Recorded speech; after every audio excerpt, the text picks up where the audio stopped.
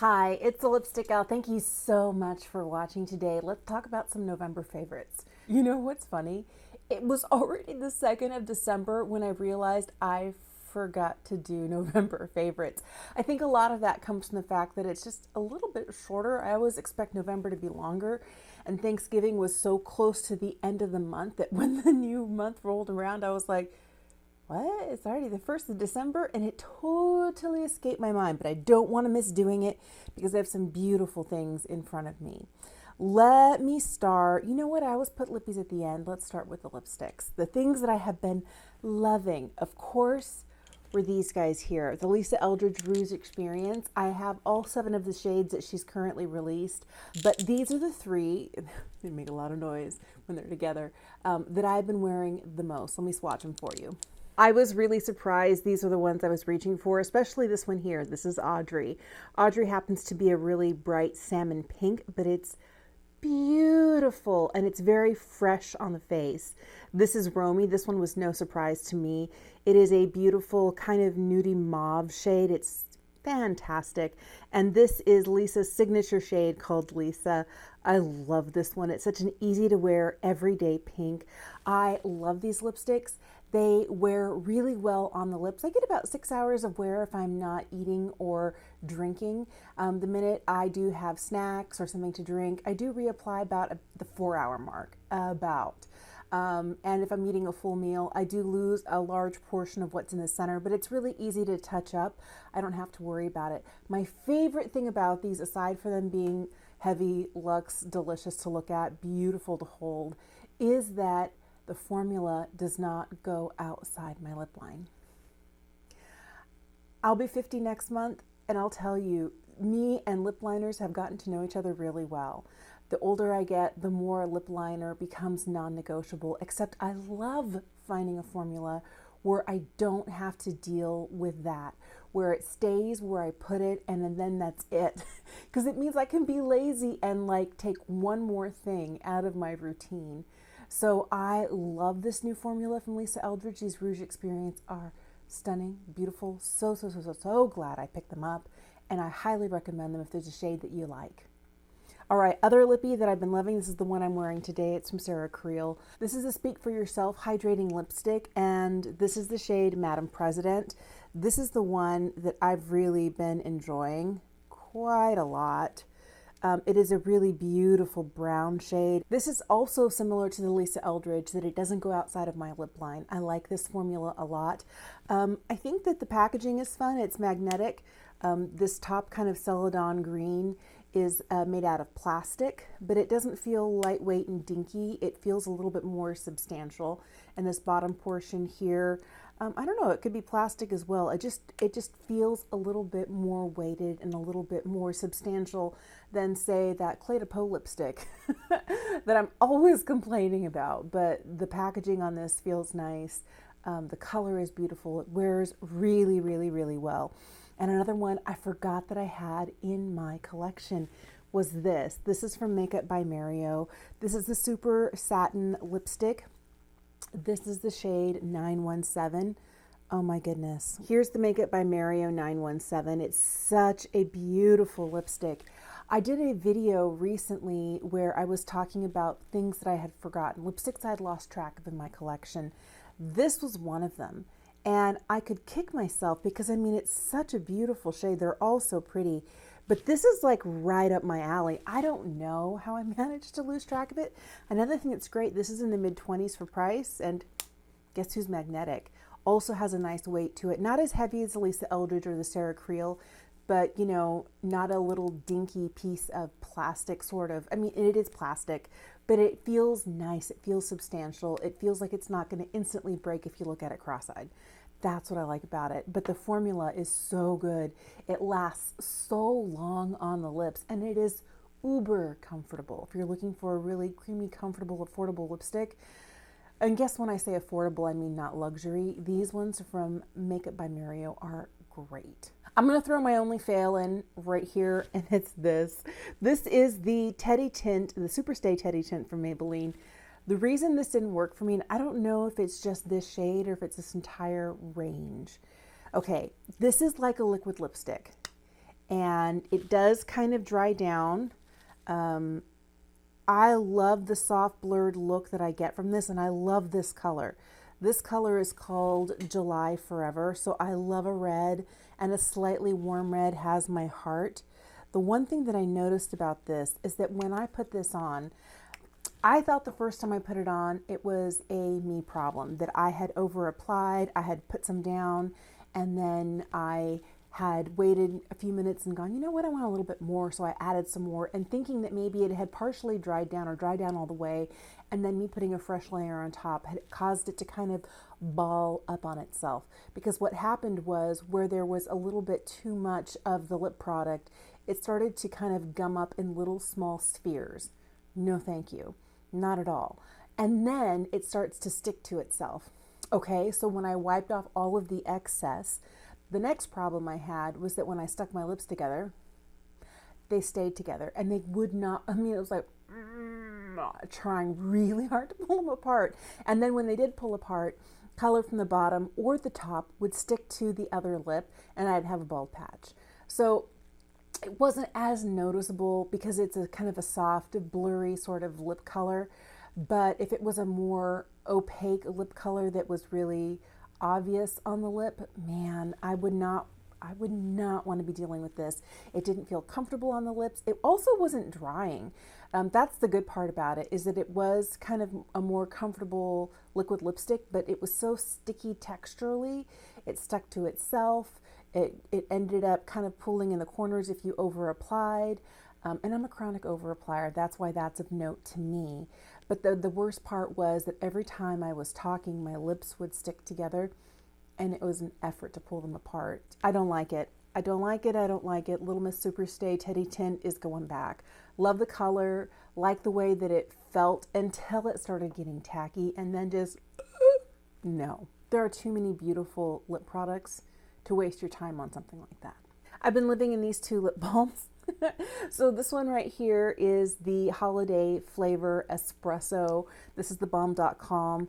It's a beautiful kind of brownie tint. That's what I love about it. It's so comfortable. It smells good. It feels great on the lips, and I really like the tint. And Edam sent me one of their Le Chou Chou lip softening masks. And this one here is in the Butter Mochi. And so it actually is the clear. You can see it right here, but I love this. I've been leaving it here on my beauty desk, and when I sit down, I'll put a layer of this on, a thin layer, so that my lips are hydrated and ready to go for when I want to put color on. Sometimes I just take a little bit of a lip liner and I'm out the door. But they both smell really delicious, and I've been loving these guys. I got some new brushes this month. My favorite one that I can't stop using is this. It's the Refer number 25 brush. It is the most lush and delicious powder brush. It sweeps so lovely over the face. Oh my goodness. It's like little baby angel kisses on your face. This is amazing. I have been loving this so much. It normally goes for $130, but I got it at $65. So it was a really great, 50% off price. And I love this. Two other brushes that I absolutely love. These are from What's Up Beauty. These are the two new face brushes. There is the R203 and the R202. So there's a bronzer brush and a blush brush. And these are, again, so soft. They do feel like little baby angels, just so soft, like little ducklings or kittens, like the softest thing you can think of. That's what these feel like. These are so beautiful. And they came along with another favorite of this month from What's Up Beauty, which are the Cheeque Tarre collection. There are 4 blushes and 4 bronzers, and I just have a couple of these in front of me, the ones that I have been reaching for the most. I love their shade 01 bronzer. Oh my goodness. I'm wearing this today. It's just a little bit of bronze, not too much. The formula is so finely milled. It's buildable. It's the best. And then both of these blushes are that same way. Finely milled, buildable, super easy to wear. I love these swirled colors. This one right here is 20 Serene Sienna. And the one that I've been using the most, oh my goodness, this one's so pretty, is number 30. And this is Relaxed Roma. This is so gorgeous. I'm wearing both of these today, But my favorite thing about these is when you touch the blush brush down into them and then to your cheek, you don't have to worry about it being too much. If you like pick up a ton on the blush brush, well, okay, you loaded the brush. But I can like do this, and it doesn't instantly, you know, over blush me. I like that it is buildable and that I don't end up looking like I have clown cheeks on. These are so great because if you're fair like me or you don't like a really strong blush, these are buildable. So you can build them up for intensity if you want to look like a 1980s blush. You could totally do that. But if you want to make sure you don't start out with clown cheeks, this formula is so great. Same thing with the bronzer, but I'm super, super, super impressed with these, and I'm so grateful that they sent these to me. There were a couple of highlights that I really liked this month. One of them is this, and this is just the original quad from Dior Backstage. This is the Face Glow Palette in 001 Universal. I was like, I don't know, everybody loves it, and it's been out for a long time, and I never got around to trying it. So I picked it up during the Sephora sale, and I get it. I'm wearing it today. It's a little bit of glow without being too much. The pans are really nice and large. The only one I'm not using is this one here. Of course, I could use it as an eyeshadow, but I tend to just take my highlight brush and go through these shades like this, pick them up, and then just hit the tops of my cheeks.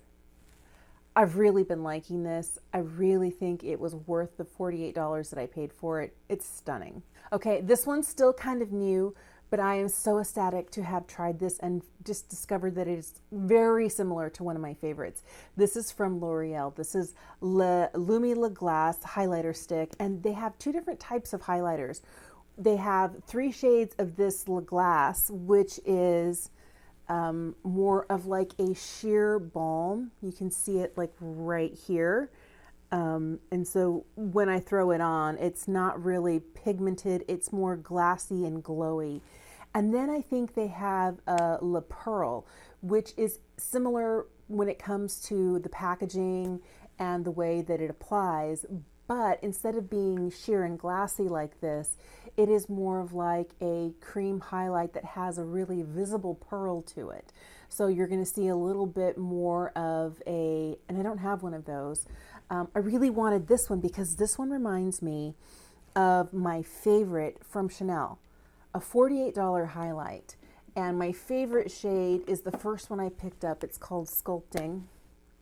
Okay. Yeah, it's just like a little glassy stick. I feel like the Chanel one has a slightly thicker texture to it. The one from L'Oreal is a little bit lighter, but this one might have just a hint of like a vanilla-y beige shade to it. This one over here doesn't really look like anything at all, but they're both really glassy. They're both really super hydrating and dewy on the cheek. And when you tap them in, I really can't tell the difference between one and the other. It just looks like glowy highlighted skin, and that's what I'm looking for. This is under $15 at the drugstore. I don't remember exactly what the price is. I'll throw it up for you on the screen. But that is so much better than $48. Now, that didn't stop me because I have 3 of these now. I should not have picked up 3, but I was so in love with these this summer. I was wearing nothing else, and I just couldn't help myself. They're absolutely stunning. I'm so glad there is something comparable at the drugstore. If you've tried it, let me know. This little duo has changed the way I feel about this powder. This powder at first, when I was using it with a brush, there was something about putting it on the puff and pressing the puff into the face that changed the texture of this for me. At first, it was too powdery, too dry. It kind of sat on my skin. And the minute I got this puff and I started pressing it into my skin, it changed absolutely everything. I didn't think it would be so drastic. I really like this powder now. At first I was like, oh, it's okay. It's not the greatest. The minute I got this little puff here, it was a recommendation from Alexis from the Lipstick Lesbians. And she was talking about how this is the best puff she's ever used. And I was like, well, I don't know. Let's see. Let's find out. It's wonderful. I love it. I mean, I need to wash it.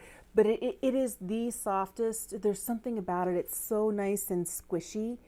And it holds its shape really well. And when I pick up the powder and I'm pressing it in, and there's something about it because I'll press it in and then I'll press and drag just a little bit. Oh my goodness.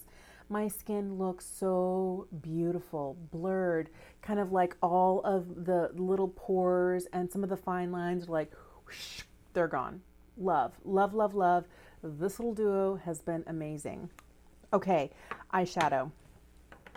You're not going to be surprised, but I'm absolutely in love with the Viseart Serenuse Étendue. Okay, so the Serenuse palette is, they took out the mirror.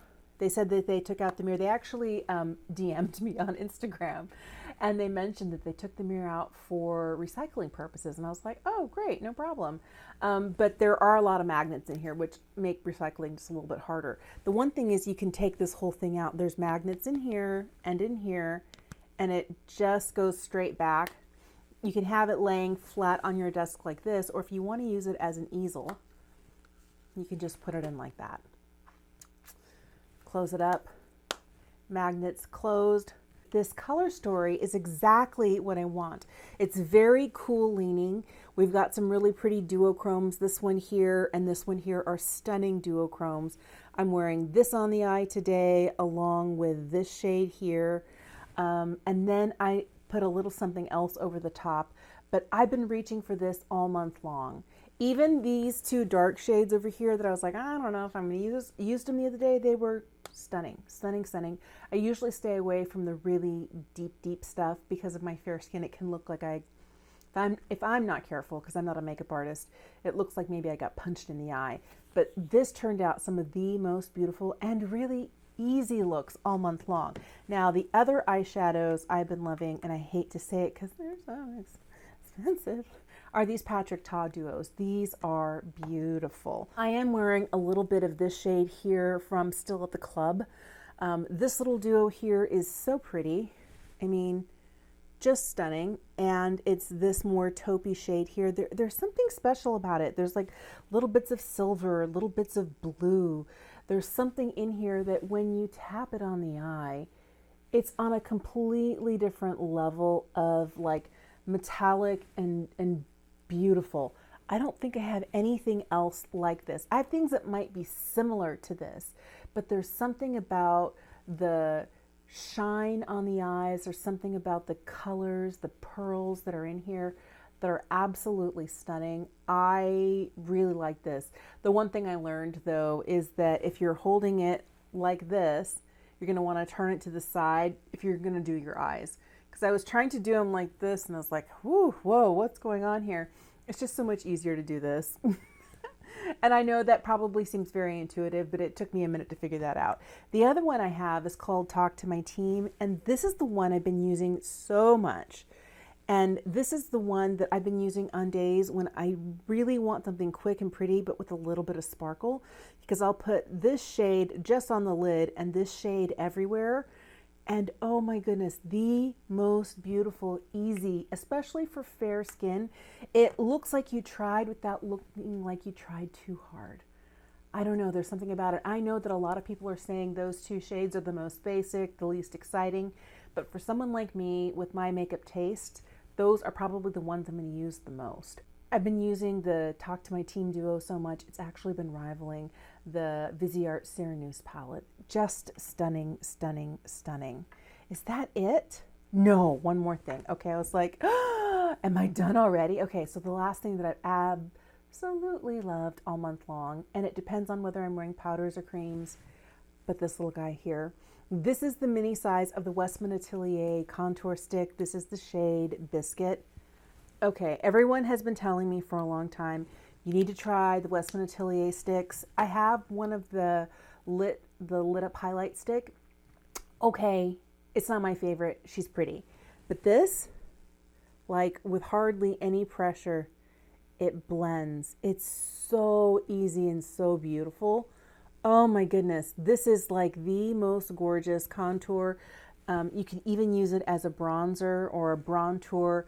I love, love, love this. I can see myself tearing through this and getting the full size. It is just so good. It's every other contour, the one from Dior, the one from Persona, the one from M Cosmetics. They just kind of kind of got pushed aside. Now, I know everything's going to get equal love eventually. I'm going to go through and, pick a new month's worth of makeup for myself.